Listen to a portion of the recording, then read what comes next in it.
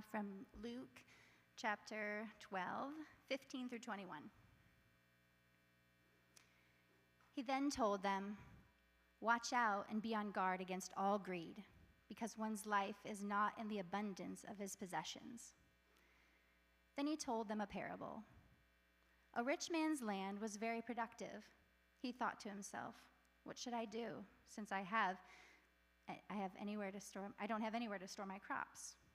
I will do this," he said. "I'll tear down my barns and build bigger ones, and store all the grain and my goods there. Then I'll say to myself, 'You have many goods stored up for many years. Take it easy. Eat, drink, and enjoy yourself.' But God said to him, 'You fool, this very night your life is demanded of you, and the things you have prepared, whose will they be?' That's how it is with the one who stores up treasures for himself and not towards riches of God." This is the word of the Lord. Oh. Kids, if you're in here, you can come on down.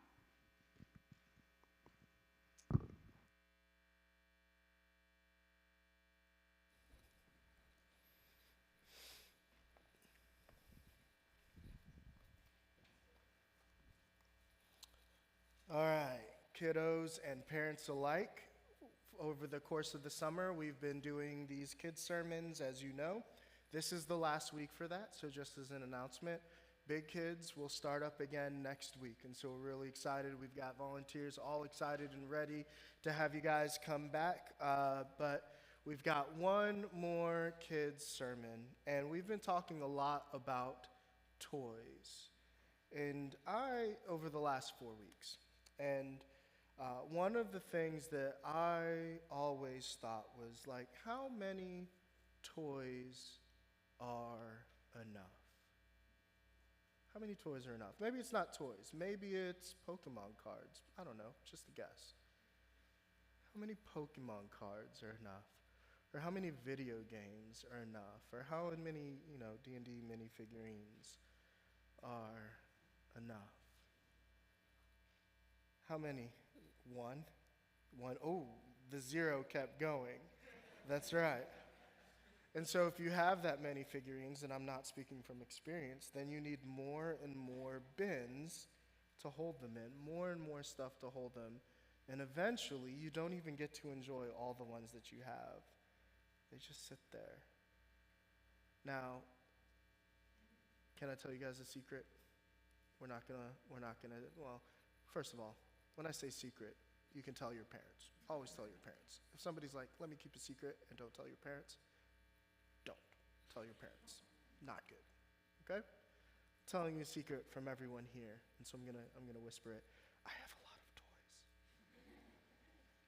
Like an inordinate amount of toys for an adult.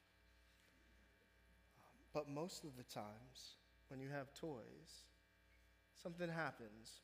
Maybe around 10, maybe around 15, maybe around 17, 18. All of a sudden, the toys that you loved a couple years ago, you don't really love anymore, do you? Can you guys think of toys that you really thought you loved, and you actually did love, but now you don't play with anymore?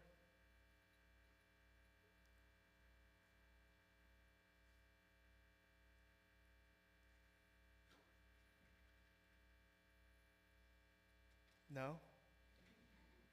It's all right. No, you guys are awesome. You just use the same toys. Your parents don't even have to buy you new toys because you are just always playing with the same ones. For me, and I'm going to explain to you what they were, but when I was a kid, there was this toy or these toys. They were called Pog.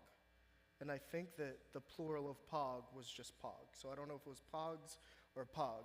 And they were like these little discs, and they had like an image on them. So my favorite one was it had Tommy the Green Ranger on it. And it was just like these little discs that you would stack on it, and there was like a hard disc that you would like flip on it. And is anybody in the 3-year window that they have any idea what I'm talking about? Yeah, okay.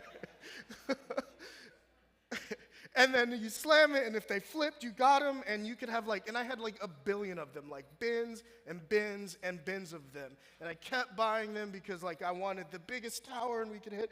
And then one day it was just done. I came to school with my Pog bin just firmly tucked under, and nobody else had Pog anymore. It was just done. And it's funny, you spend all of this time loving something and collecting something, and then eventually, you don't have it anymore. Or it's not interesting anymore. And so, in this story that we're hearing today, that we heard today, there's this man who had a bunch of stuff, a bunch of grain, a bunch of money, and he just wanted more and more and more and more. And so he built houses and houses and houses to fill it up.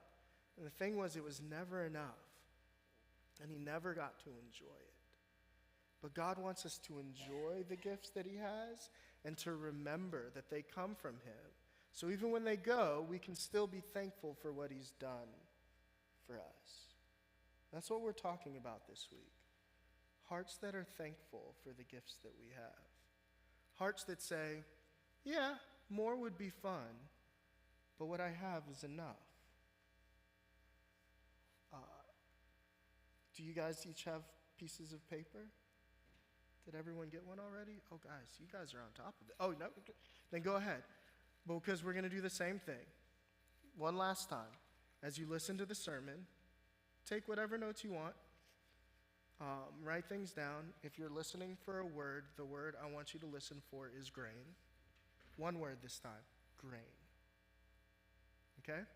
And then when you're done, you can hand it in to Mr. Brian, along with the pencil if you borrowed one, and he will give you your prize.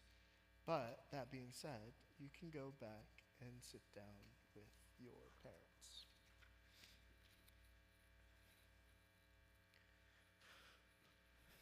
And adults, if you will, pray with me while that's happening. God, thanks for your word. Thanks for our kids. Thanks that you have given us just such great love. Pray that as we consider what you have for us in this text this morning, God, that you would give us grace and mercy and wisdom. In Jesus' name, amen. If you are new, first of all, welcome. We're so glad that you're here with us this morning. We have been walking through, it's only been 2 weeks, it's a very short 4-week series called Jesus and Money. And we're doing this at each of our vintage churches. We're a one church with multiple congregations. And in each church, we're looking at this notion of Jesus and money. And as I've said before, I understand if the notion of, or if you see that screen, that image, you hear that series titled Jesus and Money, and you get a little bit anxious, a little bit concerned. Here we go. If you have that here we go sense. Because when the church has talked about money, maybe in your experience, not always, but maybe in your experience, it hasn't been from this sort of gospel standpoint of who is Jesus, what has he done, and how does that change everything about how I walk through life. It's been sort of low-key, a workaround way of saying, hey, y'all need to give more. And that's not what we want to do with this series. That's not what we've been doing with this series. Instead, what we've been saying is the fact of the matter is that money and how we use it is deeply personal, but also really communal. Money is hard to talk about because when we talk about money, we're never just talking about money. We're talking about our value system.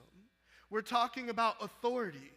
Who gets to say what we do and don't do with our money? We're talking about community. We're talking about our hearts. We're talking about the ways we see the world. And that can be very, very difficult.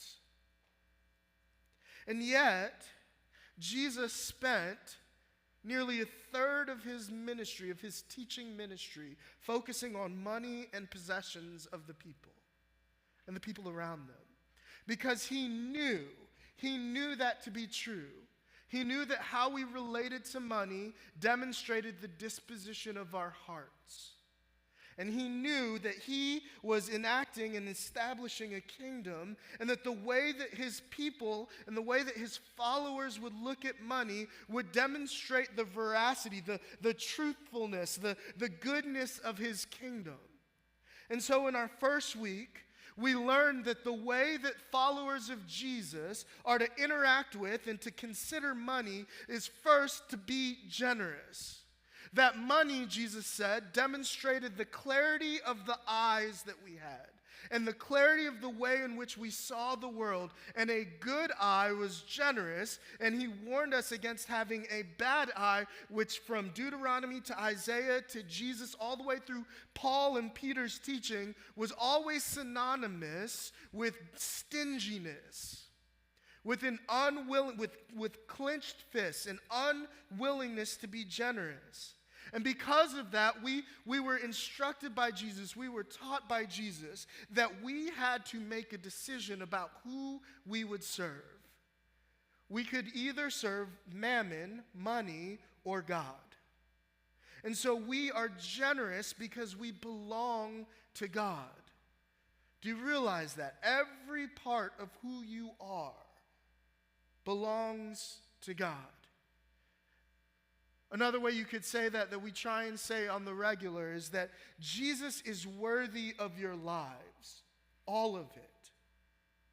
And then in the second week, last week, we saw Jesus both instruct his disciples to beware of the scribes who had all of the appearances of religion and religiosity, all of the appearances of a deep and profound spirituality and relationship with God, but neglected, in fact, the word he used was devoured widows' homes.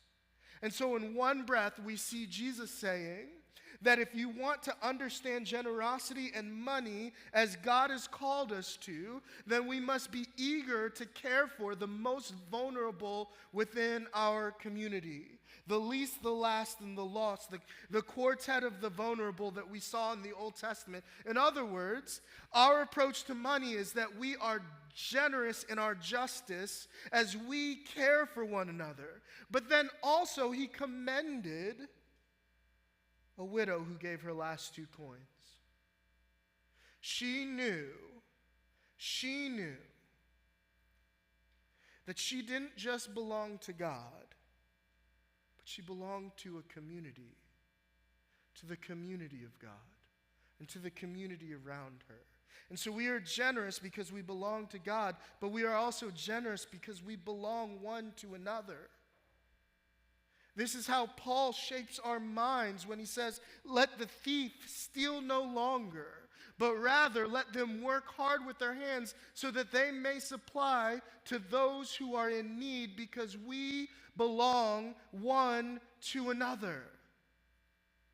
Generosity is birthed out of that. And this week what we're seeing and what we're going to see is that Jesus is telling us that hoarding and that greed, not only does it demonstrate a bad eye, as it were, it also betrays a notion that this life and this earth is much longer than it is, and that we have much more control than we do. We're going to see in this moment Jesus' instruction to us through this parable. We're going to see what we talked about all throughout Ecclesiastes yet again. That money, riches, possession, that all of these things are hevel. All of these things are grasping at the wind. They're vanity, in the sense that they're here one day and they're gone the next. You cannot build your life on them. So let's jump in. Verse 15, he told them, "Watch out and be on guard against all greed, because one's life is not in the abundance of his possessions." And right off the bat, I want us to see that Jesus is instructing this not just, as we'll see in the parable, not just to rich people, but to his disciples, to all people. And if we're going to talk about greed, and if we're going to talk about this sort of stacking and hoarding of possessions, the first thing that we need to know is that Jesus is commanding us to not be greedy, but rather to move into a generous life. And that greed, that command, is not just for rich people. Greed is not only a rich person's sin. When we talk about certain sins, when we talk about certain dispositions that are against the grain of the way that God has called us to be, we like to see and to talk about things that you can like point out in action. Because it's much easier to call that out than to interrogate dispositions of the heart. But for some reason, when we talk about greed in our culture, we point out, and I understand it, we point out at affluence, and we point out at corporations, and we point out at those who have. And I'm not saying that that's wrong, but we fail to recognize that greed is not something that can only happen if you have much. In fact, I want to take us back 2 verses to see why Jesus tells this story in the first place. Someone from the crowd said to him, Jesus is teaching here, and someone from the crowd said to him, "Teacher, tell my brother to divide the inheritance with me." And Jesus says, "Friend, who appointed me a judge or arbitrator over you?" Now, that response is very funny to me because I would say, God, like you're Jesus. What do you mean, who appointed you? Like, you're the King of Kings, the Lord of Lords, the second person of the Trinity, the righteous judge. But in this moment, Jesus is saying, I'm not here to settle like your personal courts claim. But consider what's happening, who he's talking to, where this parable is birthed out of. It's not the older brother saying, Jesus, my brother keeps asking for some of my inheritance. Can you tell him it's mine? That's what we would expect, right? That's who we would want to criticize. That's who we want Jesus to be critiquing. This is mine. Tell him to go earn his own money, to pull himself up by his bootstraps. And we know when we go after that with our gospel language, that that's not what's happening here. What's happening here is the opposite. Jesus, you know how this works. I got nothing. He got the inheritance. Tell him to divide it up with me. There could even be something deeper happening here. Because the way inheritances worked was that the oldest child, if there were 2 sons, the oldest son got 2/3, and the younger son got 1/3 of it. Right? And so it could even be that the older brother was like, nope, all mine. And I'm not going to give you your 1/3. It could even be that this person was wrong. The circumstances surrounding his frustration, the circumstances surrounding his request of Jesus do not change Jesus' response to him. That's hard. Because maybe he has a rightful claim here. But Jesus isn't concerned with what he's owed. Jesus is concerned with the state of his heart. We have doubled down on this notion that we have rights. And that the highest truth is that I get what's mine. And Jesus isn't saying here you don't have a right to that third. But Jesus is saying that your heart matters much more than what you're entitled to.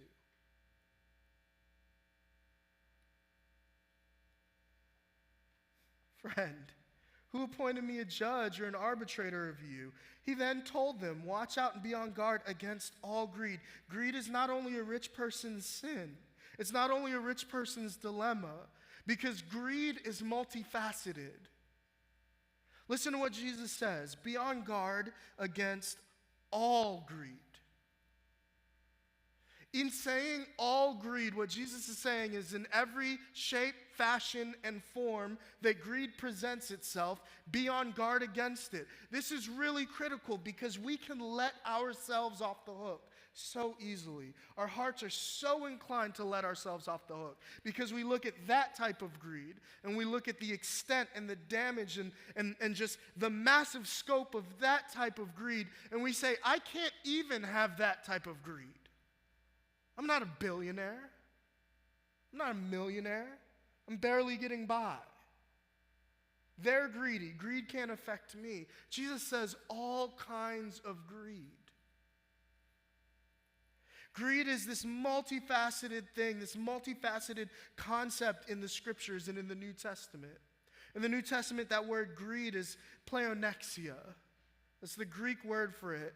And sometimes it means that insatiable desire for more, that fund stacking that cannot stop, avarice. To some extent, that's what we're seeing in this story, is that he wanted more, and he kept filling up storehouses with his grains and with his goods. Sometimes in the New Testament, when you see the word greed, that's what it means. Sometimes when you see the word greed, it's actually covetousness. It's seeing something that someone else has and thinking, I should, ought to, want to have that. That should be mine. It's seeing that life, it's seeing that way, it's looking at yours and saying what I have and where God has put me is not where I ought to be, and it's not enough, and therefore that should be mine. And you tend to grow bitter. I'm getting ahead of myself, but you do. Towards people and circumstances. In both the New and the Old Testament, greed, that word in the New Testament, pleonexia, can also mean exploitation.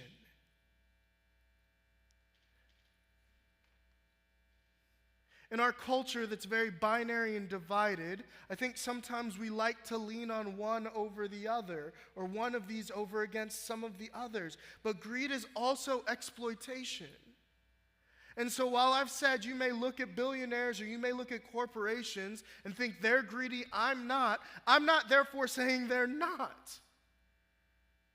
If the way that you make your money and the way that you live your life necessitates the exploitation of other people, that is greed and against the grain of what God has called us to. Which means we have to interrogate our lives and our lifestyles and our choices, which means you can be greedy without even being conscious of it. Sometimes greed is considered as an arrogant and entitled approach to life.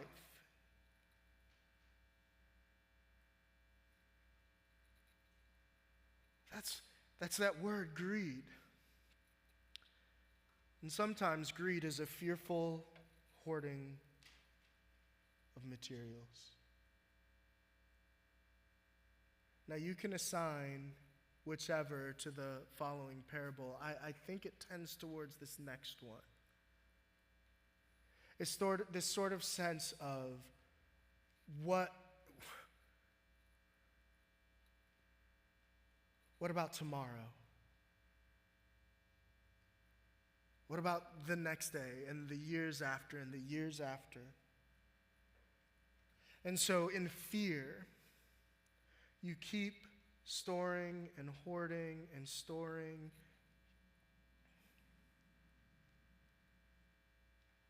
And in this parable and in the New Testament, we see that as a form of greed. And so Jesus says, watch out and be on guard against all greed, because one's life is not in the abundance of his possessions. Greed is multifaceted.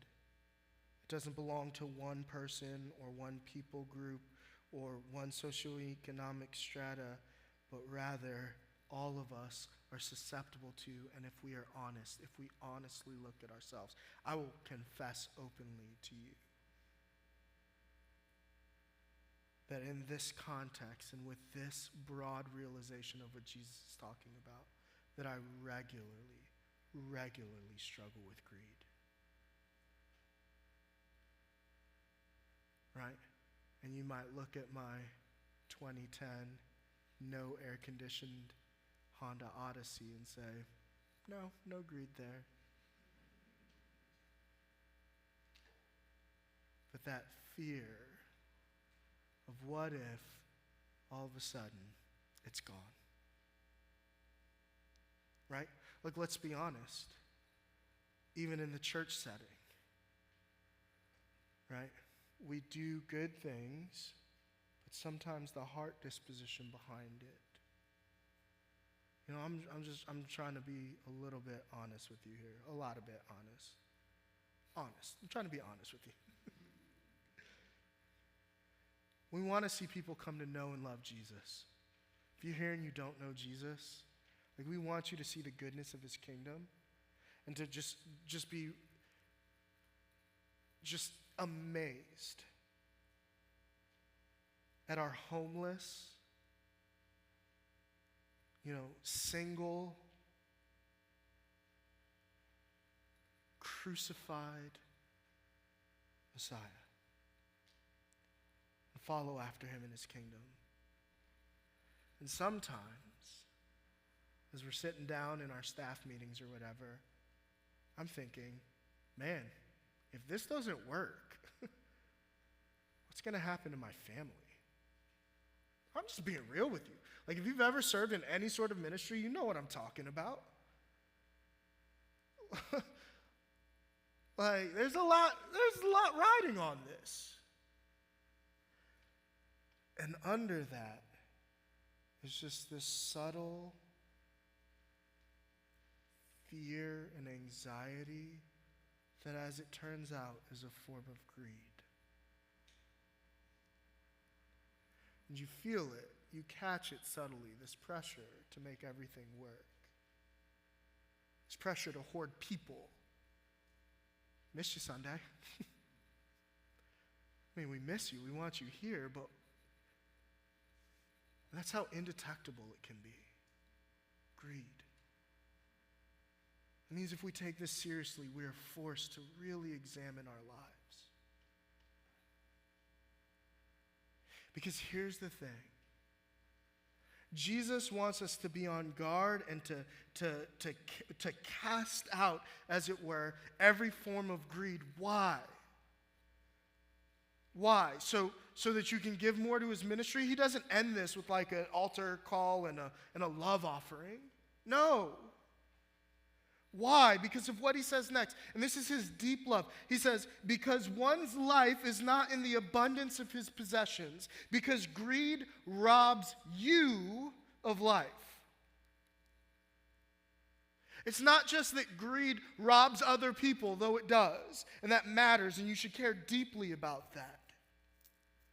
It's because greed robs you of life. Life is not only in the abundance of possessions. And so he tells this parable. A rich man's land was very productive. That's a good thing.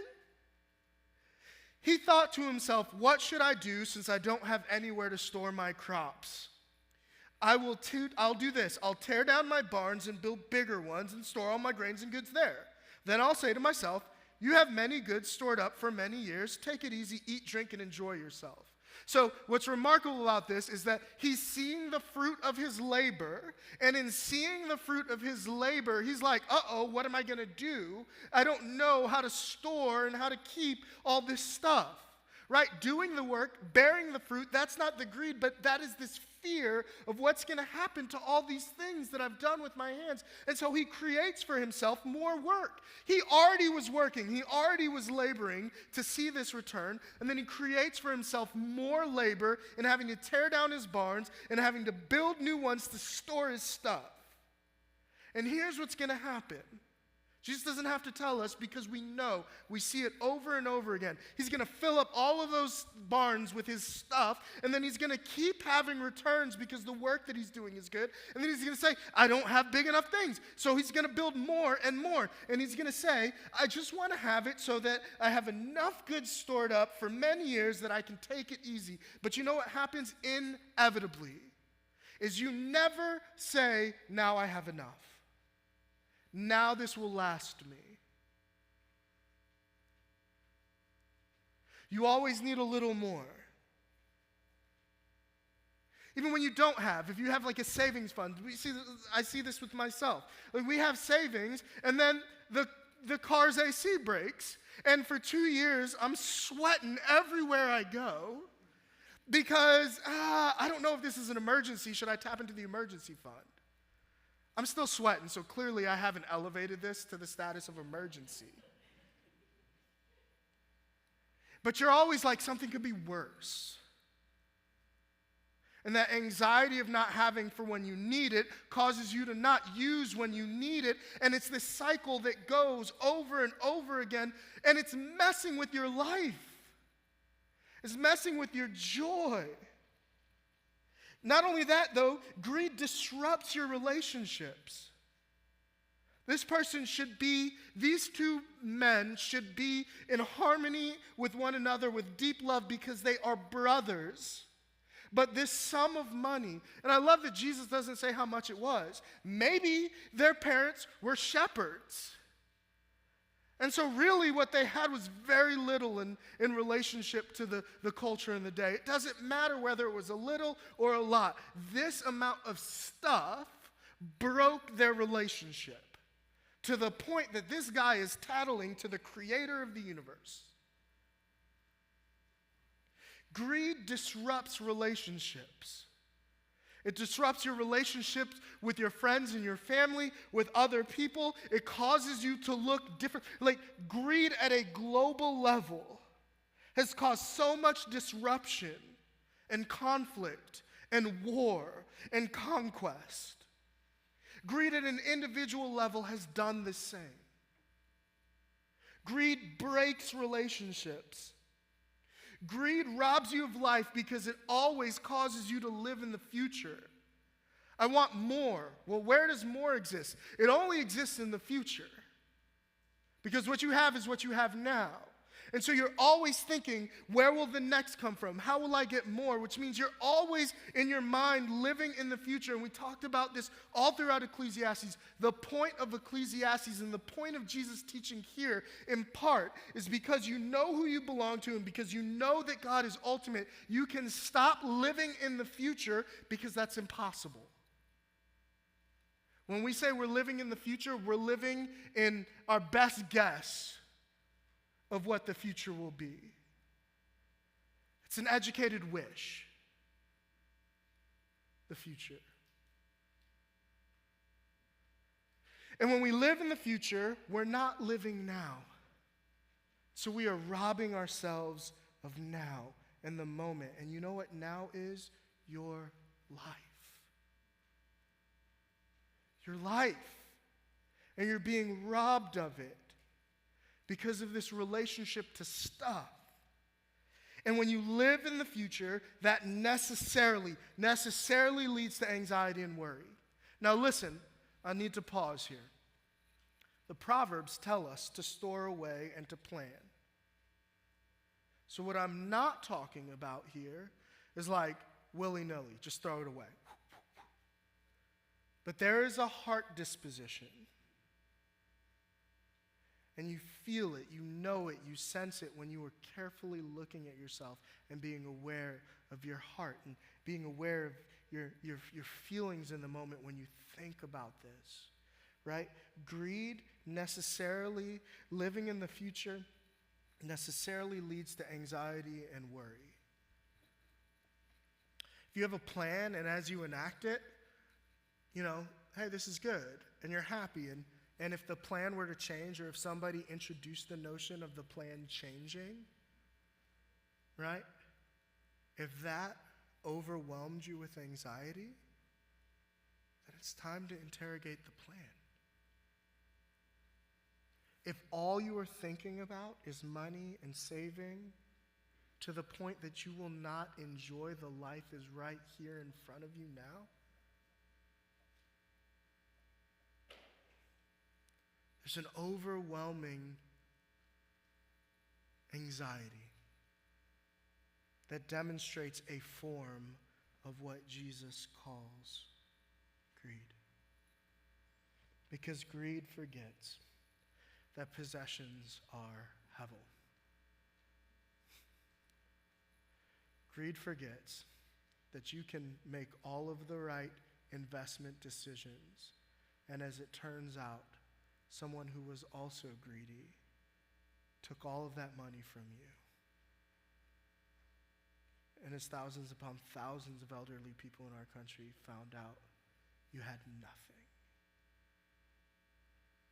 Possessions come and go. But also life comes and goes. And none of it, all of your possessions are non-transferable after death.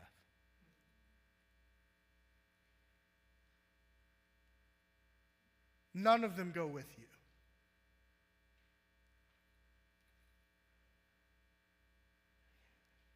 Greed robs you of life. So Jesus says, be on guard, be on the lookout, watch out against all greed. So when you see it, then the question is, what do I do with this? What do I do with this? I see it in me. How do I fight it? What, as it were, is the antidote to this part of the human condition that we call greed? And there are two things that are really the same thing, that are the antidote to greed. Contentment and gratitude. This is what Jesus is going on. So he stores up all his things, but God said to him, you fool, this very night your life may be demanded of you, and the things you have prepared, whose will they be? That is how it is with the one who stores up treasure for himself and is not rich towards God. That notion of rich towards God is the same notion that we heard in Ecclesiastes. Fear God and keep his commandments. It's that same notion. Richness towards God is an understanding of who God is and who we are. It is a recognition of God's control over all things, ownership over all things, and his deep, deep love for you. Even in your greed, God loves you deeply. Even in your blindness to your own greed, your blind spots, God loves you as a child, a dearly loved child, and has given himself for you. This deep awareness of God's love is expressed through Jesus. As expressed through Jesus, who emptied himself, who was not greedy, who wasn't like, I need all of this divine power. But rather, Philippians says exactly the opposite. Who, being equal with God, considered equality with God not a thing to be grasped. Do you know what that means? It means equality with God for Jesus was not something that he needed to build a storehouse for to put in there. so that he could hoard it and be greedy with it. But instead, he emptied himself. The generosity of Jesus, the generosity of God should lead to this radical contentment for us, because we know that God loves us enough to give up the most valuable and the most valuable thing, his own power and divinity, on our behalf. And that if God will give us that, and if God will meet us in that, that God will meet us wherever we are. I think I've said this now 4 or 5 weeks in a row, and I'm sorry, but it's such a great quote. And if it hasn't sunk in, I hope you have it memorized, that Spurgeon quote, right? If there was anywhere else that was better for you to be than where you are right now, divine love would have placed you there. That's the love of Jesus. That's the love of God that breeds this deep contentment, because you can then say, what I have is enough, because all I have and all I need I have in Christ. What does that lead you to? This deep sense of gratitude. Contentment and gratitude, they lead to generosity. In other words, they lead to clear and good eyes that see need and they see the heart of God and they move towards it, because all I have and all I need I have in Jesus. And therefore I am free to give anything that this world has that I cannot keep for the sake of those whom God loves, which is the world, everyone. You're then rich towards God. Contentment leads to generosity. At a very practical level, you're not so anxious that you are able to see the need of those around you and move towards it. Contentment also leads to joy. As it turns out, happiness and joy are not linked to how much stuff you have. There have been enough studies that have demonstrated this unequivocally. You can also just turn on your TV, right? We have entire reality TV series that demonstrate that there are a lot of people with a lot of things who are dealing with a lot of the same junk that you are, and even crazier stuff, and seem less happy than you do. This isn't a comparison game. This is just the fact of the matter. Possessions do not lead to joy.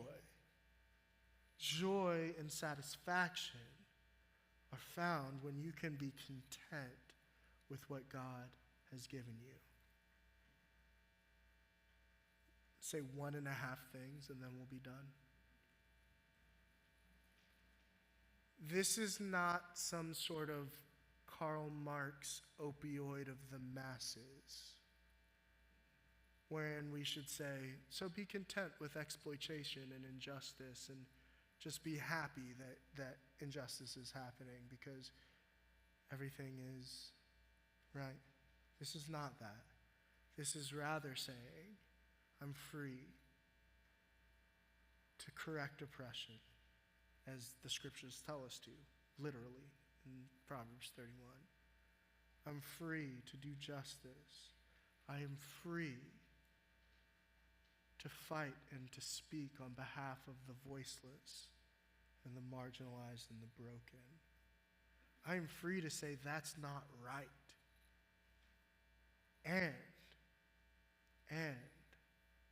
even in the midst of it not being right, in the midst of that declaration, in the midst of that struggle, I am content with where I am. Because this life is short. And this life is not all that there is. And when all is said and done, that same divine love that emptied himself of all of that divine power is taking everything that's wrong and making it right. No hunger, no thirst, no war, no death, dying, and suffering, but rather tears that have been dried by the very hands of the Father. That future glory and hope that's been demonstrated in the present actions of God even in this day can bring radical contentment if we'll let it. Let's pray. Jesus, help us to be content in you. God, I pray that as we act out last week, being a community that when we see need, we run to it and meet it, we create spaces where there are no needs named among us. And that in those spaces, we can see the work of Jesus and be content.